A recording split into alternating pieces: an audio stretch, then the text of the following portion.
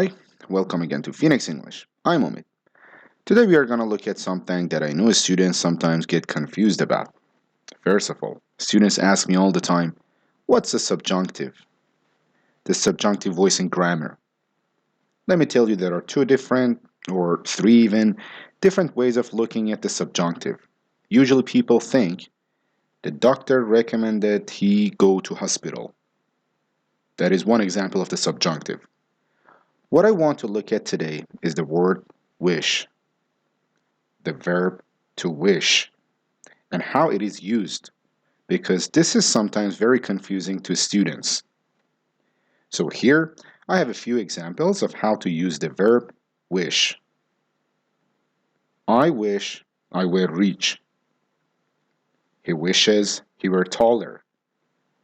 So the first thing you notice, I'm using were, not was. Now, why? Because. I'm sorry to say it like that, but that's how it is. Always use were. Never use was.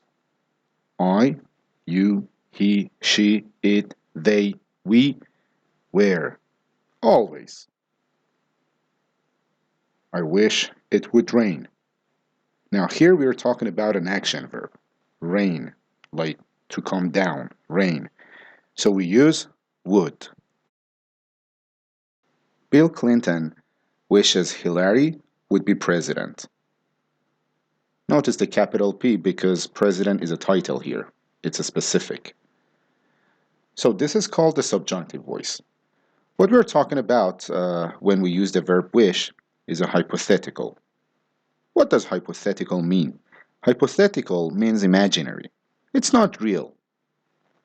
So anytime we use the verb wish, we're talking about something that isn't true and can't be true.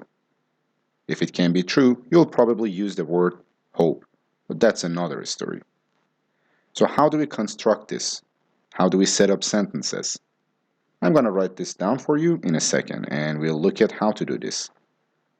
First, let's look at how we construct a sentence using wish. We begin with our subject, of course, our verb, wish, and then we always have to remember to go one tense back. What does that mean? If you have a present tense verb in a real situation, when you talk about wish, you talk about simple past.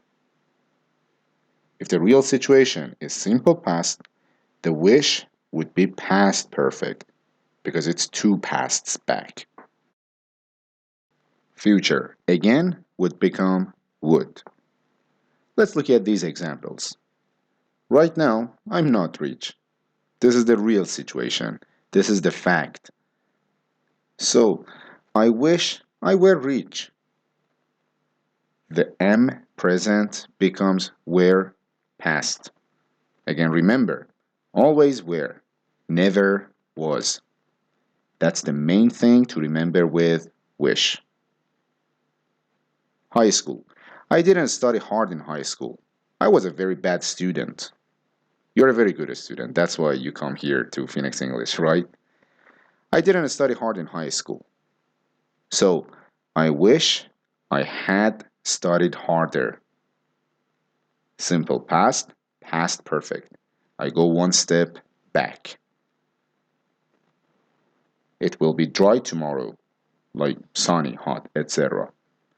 Two ways that I can speak about it. I can wish it would rain. I can use the action verb, but the will becomes would. Or I wish it would be rainy tomorrow. If I want to maintain the be verb, I still use the would. I just add the be, go to the adjective rainy, and talk about the hypothetical situation. So again, two very important things to remember about using wish. One, anything you say with the wish verb is not real. Two, anything you say with the wish verb, you're going back one tense from the real situation.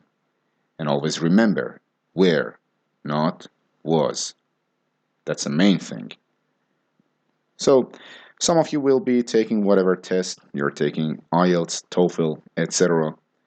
The subjunctive, this is a very common question on any test that has a grammar section. It's almost guaranteed you'll have one question about wish. And at the end, thank you for watching the video. See you soon. Bye.